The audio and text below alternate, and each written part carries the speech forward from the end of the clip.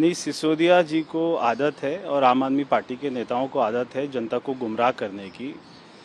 जो एलओसी खुलती है, जिसको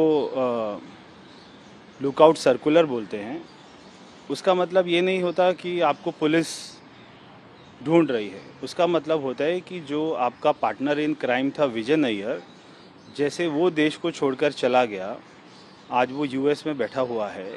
जो सारी पॉलिसी बनाने से लेकर सारा कैश कलेक्शन करने से लेकर, तो वो जैसे देश छोड़कर चला गया, वैसे जिन लोगों के नाम पर एफआईआर हुई है, अब वो हमारे देश को छोड़कर ना चले जाए। ये होती है एलओसी खुलना। तो आपको दिल्ली में नहीं ढूंढा जा रहा है। दिल्ली में जब भी आपको ढूंढना होगा, पुलिस हमारी सक्षम है, आपको पकड़ लेगी। मगर एलओसी खुलने का मतलब होता है कि सारे एयरपोर्ट के ऊपर में एक एजेंसी द्वारा नोटिस चला जाता है कि ये व्यक्ति देश छोड़कर नहीं जाना चाहिए। दूसरा, जो वो कहते हैं कि हमारे घर से कुछ नहीं मिला, तो हम भी ये कोई आशा नहीं कर रहे थे कि आपके घर में आपने 100 करोड़ रुपया रखा होगा।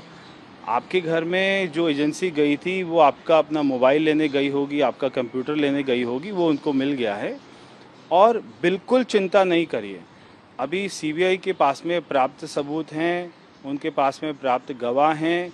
जितने लोगों के खिलाफ में एफआईआर हुई है, कई लोगों ने जाकर सीबीआई को पूरा घटनाक्रम बता दिया है, किस होटल में डील होती थी, कितना पैसे का ट्रांसफ़र हुआ है। तो आप बिल्कुल चिंता नहीं करिए। आप एक मैंने पिक्चर देखी थी, चोर मचाए शोर।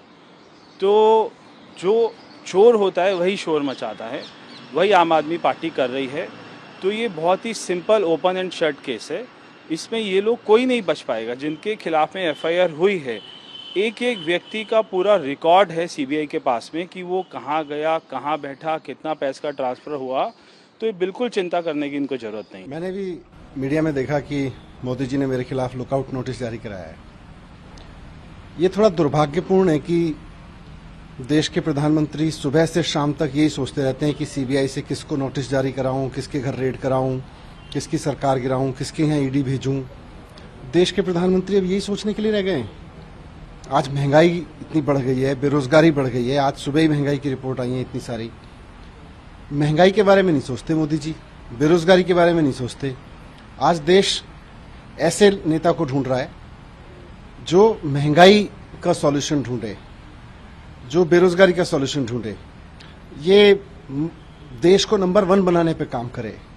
अब की बार तो देश की जनता लुकआउट नोटिस देगी और 2024 में देगी और पूछेगी कि बड़े बड़े वादे करके कहां चले गए।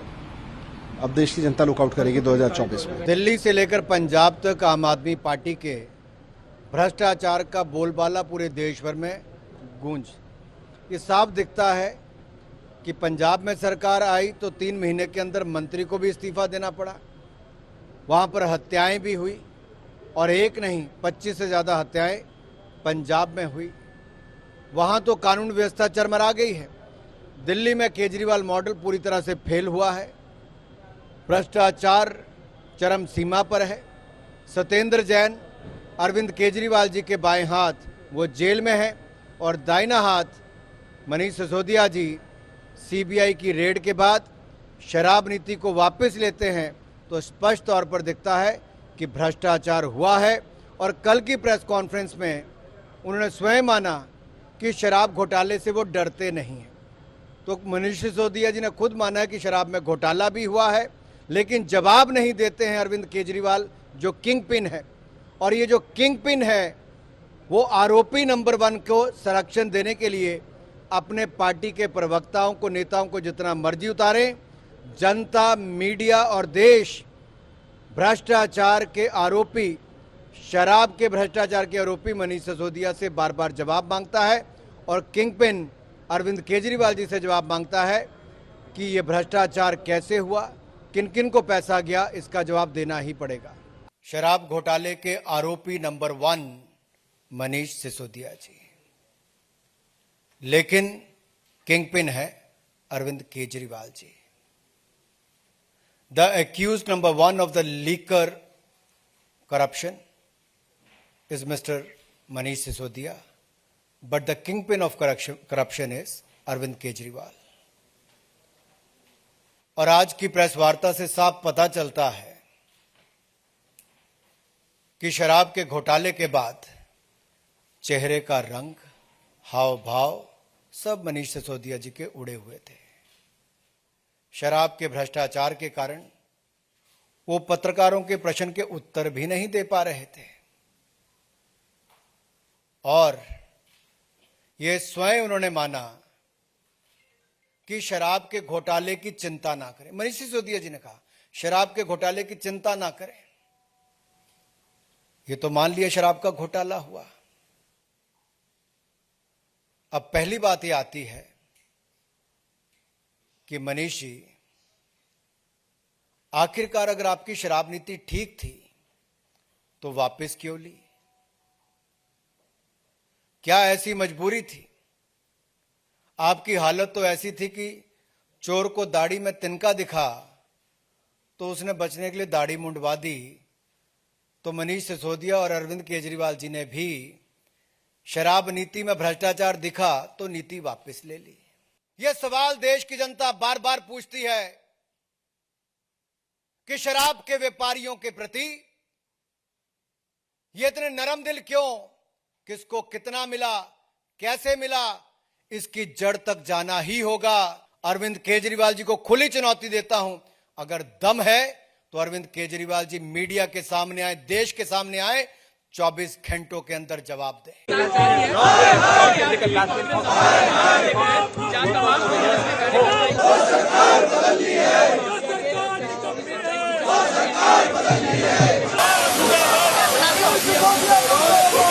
बना लिए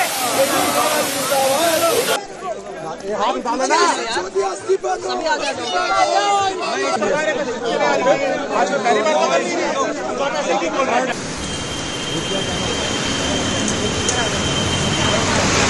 हुआ। इनके हाथ 8 पुराने नए मिला के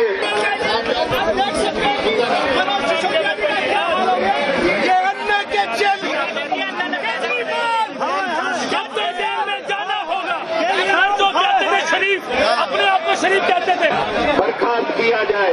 हम ये कहना चाहते हैं इस केजरीवाल जी को, जो दुनिया को आईना दिखाते थे, जो डॉक्टर नरेश जी, जलोचा जी, अमृत गौतम जी, मती मोहम्मद जी, आ जाओ।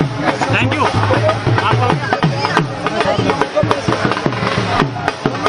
पूर्व विधायक हमारे मीडिया सेल के चेयरमैन महावीर भारद्वाज जी, आदरणीय हरिशंकर गुप्ता जी। और आज इसका नतीजा ये है कि सिसोदिया और शराब बेचने वालों के घरों में छापे पड़े। हम ये भ्रष्टाचारी सरकार को बर्खास्त करो। हम ये कहना चाहते हैं सरकार से, हम ये कहना चाहते हैं साइफलिया, आपने उनको लोन दिया 10-10 लाख रुपए का, तो 20 लाख के लोन के अगेंस्ट 18 करोड़ का प्रचार पर दिल्ली का पैसा निकाल करके पूरे देश में पार्टी का प्रचार